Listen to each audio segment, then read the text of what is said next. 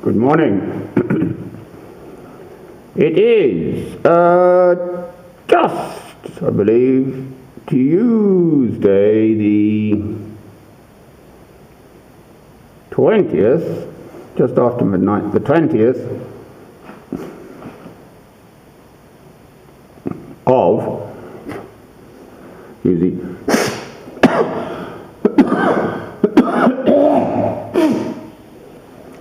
November 2012.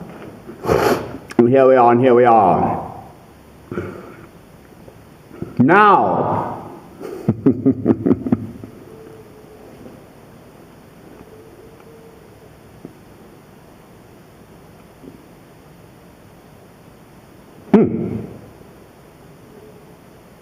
show them the whites of your eyes. Ooh. Beethoven's fourth piano concerto in my ear. Didn't he have a wonderful, wonderful, wonderful, powerful gift? Ludwig van Beethoven. It's funny we don't think of him as Ludwig.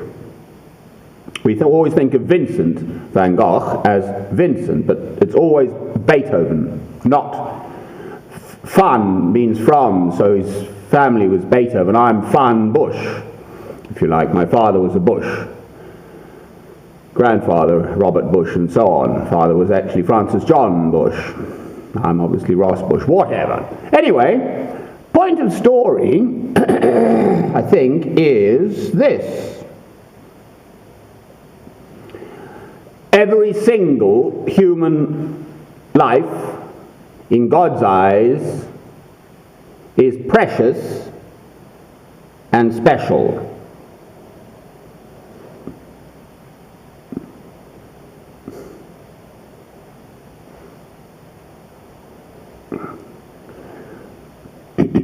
The classic example of the human soul whom God had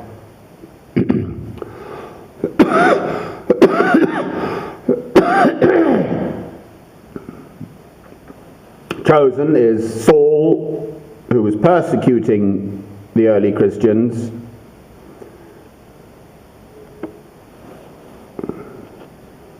and he then became St. Paul, being converted on the road to Damascus, as we know. Well, the one single individual human being who I have had anything to do with, inasmuch as I am his father, is my son, Robert Francis Ross Bush. Unless he's changed his name. He's now 20 years old, my son, and I haven't seen him normally, in a normal fatherly way, since that's my former wife and I, shared a bath together in my little home in Newport Pagnell on Saturday the 25th of January 1994. This is the evil that my former wife has managed to achieve, abusing with her intelligence and capacities the English legal system to the disadvantage of all concerned. My elderly parents are obviously dead. My mother was a maternity sister. Both her children, that's my older brother and myself, both had broken marriages, both had single children. At that point my brother's remarried and there are other children from that marriage about. But for me, thus far, my legacy to life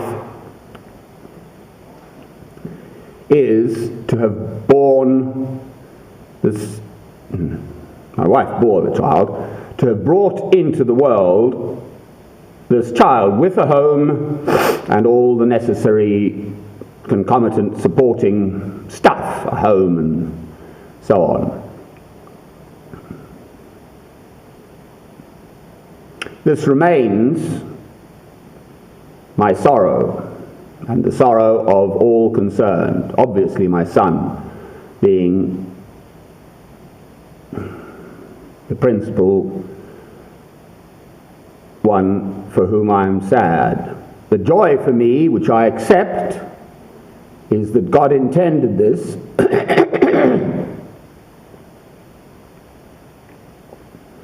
He knew what was in her and what was in me. We met through horses. My one horse, the mare, whom I named Naomi. I opened the Bible book of Ruth, and Ruth's mother was Naomi. What horses do they neigh? I then made her name unique in the Anglo-Arab Horse Society records by attaching the name Nurha, N-U-R-H-A, which was one of the original 4 Arabs brought over to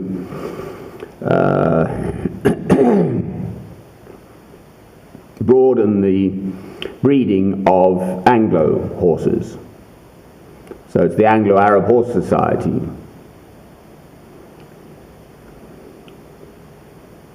My former wife had 2 horses. We met at the yard in between. My horse was 7 or 8 miles one side, her in Buckinghamshire, and her horse was, she was 7 or 8 miles the other side in Bedford. I was in Newport Pagnell.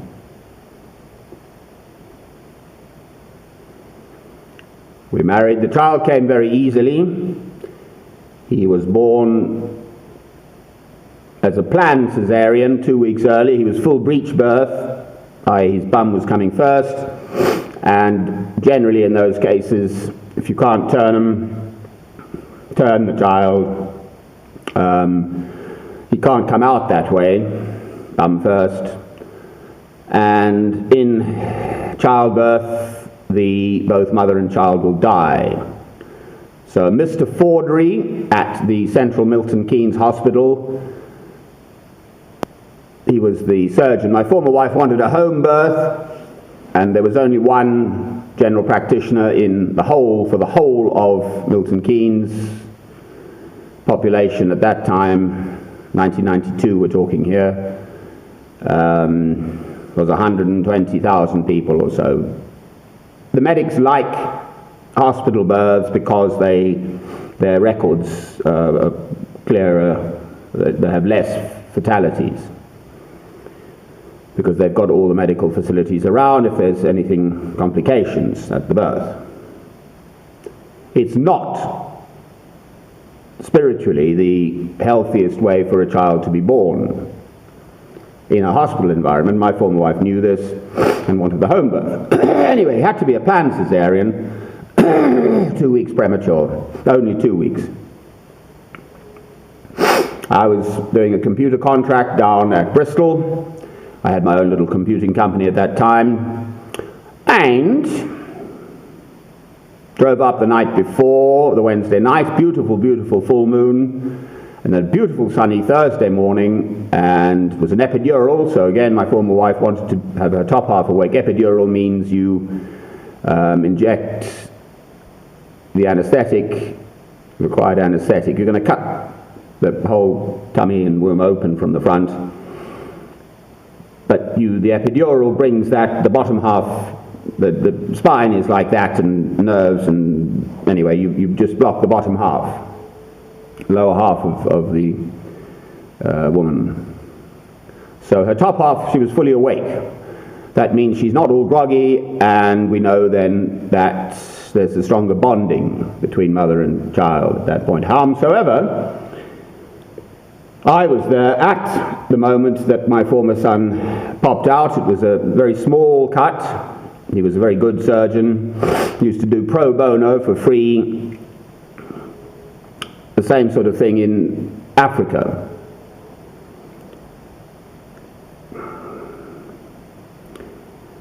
So he sucked my finger first, this little child, and he was fine. That first cry, a baby's cry, is the most wonderful, joyous sound.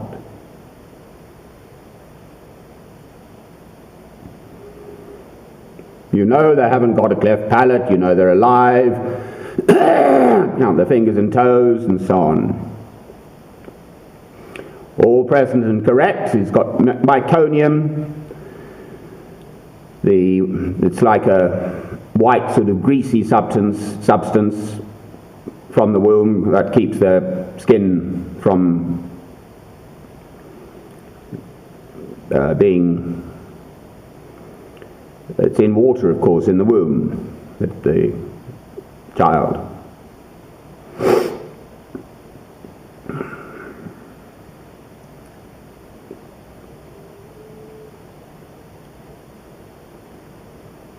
I know he's my son because sometimes they get a mix-up in the hospital, they mix up the bands, you know, they put a band on the wrist, both wrists, I think they have to do it. Tiny little wrists, they're so tiny, these little things. Anyway, I know he's my son because I then carried him first up to the ward, all wrapped up in swaddling clothes, excuse I. Now, on it went, there we are. And then day by day, week by week, month by month, year by year, my former wife has managed to poison the situation with her evil by denying the father of this child normal access and abusing her power as the woman who at that time certainly was king in England, and the little judges just roll over and let the woman tickle their little tummies, and they say, yes ma'am, no ma'am, 3 bags full. And the woman gets away with murder, told a pack of lies in the courts and so on. I then spent the next 5 years of my life fighting in the courts in England, culminating in me myself taking the case twice to the High Court in England. I was patted on the head by His Honour Lady Taylor Butler Schloss, that's Nigel Havers' aunt, that's a woman, but the English legal system can't cope with her honour, so it's His Honour Lady Taylor Butler Schloss, amongst other things telling you to go and have a word with the social worker and see if you can't work something out. Well, to have a social worker involved in my family, quite frankly, apart from anything else, gave me the complete horrors, still does. For what it's worth, she was Mrs. Cherry, Pat Cherry, and I think of her as Fat Pat Cherry, because she was a large woman, had a nervous breakdown, and retired from the service along the way.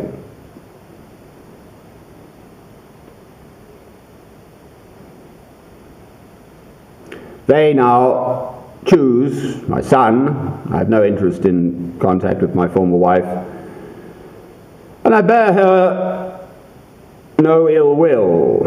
This is very important. It's a destructive emotion. I must love the situation. I don't have to like her, but I must love the situation, her and my son, of course. My hair I don't cut. I haven't cut since then, so it's just kept growing. Even if I don't think of my son, my hair still grows, and I won't cut it. Before I left for the Holy Land just recently now, on Tuesday the 11th, as it happens, entirely coincidentally, but it was as soon as I could get the money together for the airline ticket, it did happen to be the 11th of September, Tuesday, and off I went to the Holy Land. Actually then spent my birthday, the 12th, Wednesday, the 12th of September, in the detention centre at Ben Gurion Airport by Tel Aviv. But I did write recorded delivery to the only address I'd managed to find through the internet in public records. My son was on the company secretary on the company my former wife had set up, called Alejandro or something like that, Equestrian Holdings or something, Limited, which is based in Oxfordshire, north of Oxford town, south of Banbury. So I know that address. I haven't been there. I did think of it. To what purpose? Well, to the purpose of introducing myself to my son. Now all he has to do is stuff in Francis John Ross Bush into Google, and he'll come up with the last count, 2,405 odd films on my 3 YouTube sites. That's Francis with God. And then before there's Francis Teodora, because of the woman in Brazil. And then my main earlier site, Francis Ross Bush. So I've been doing this film stuff since January, February of 2008. 4.5 years. Initially I agonized for 3 months or so, pottering about Europe, praying as to was it self-publicity, and I was worried there'd be so much interest from the world and whatever, and my little sayings and whatever, that I'd be flooded, with the responses, ho, ho, ho to that. Hasn't happened. Good. This beautiful Beethoven.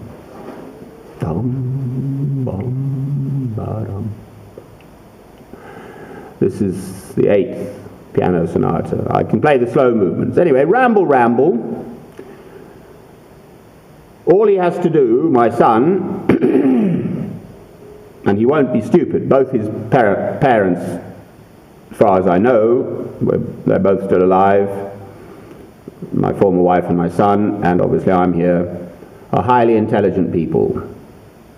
So he'll be intelligent. So I do pray for this.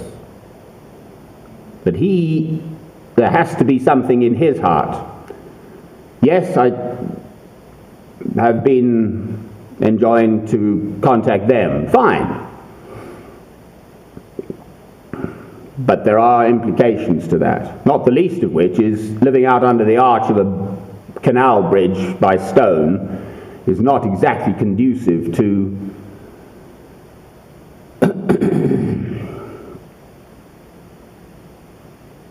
meeting my son in a normal way and spending time together normally. If this place in which I am now works out, this place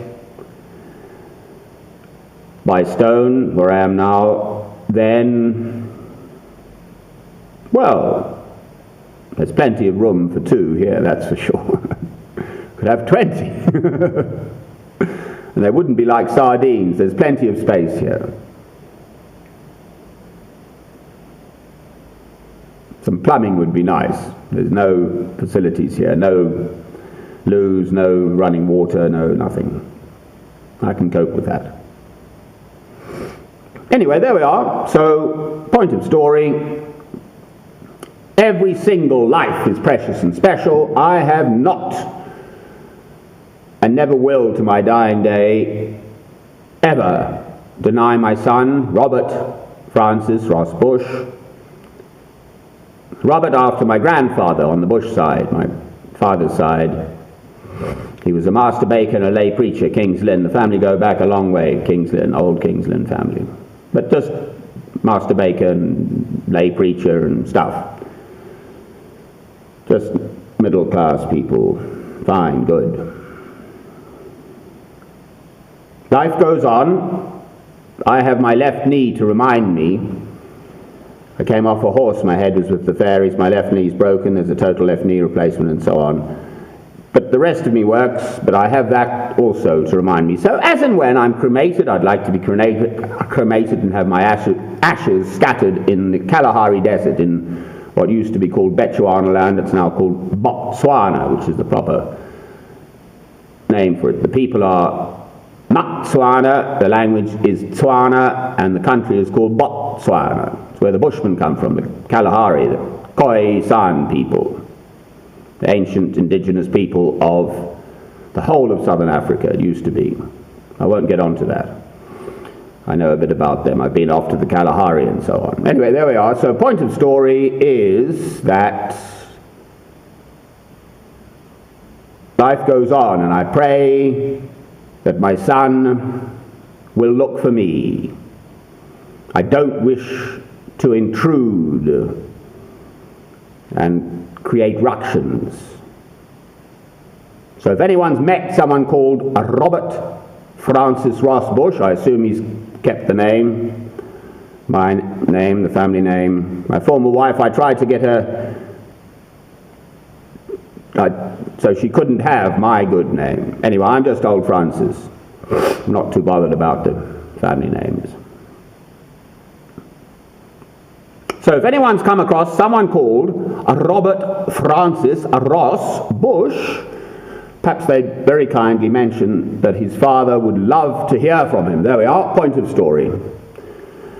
Point of story is, Daddy loves you. Still and forever, as long as I live. Amen.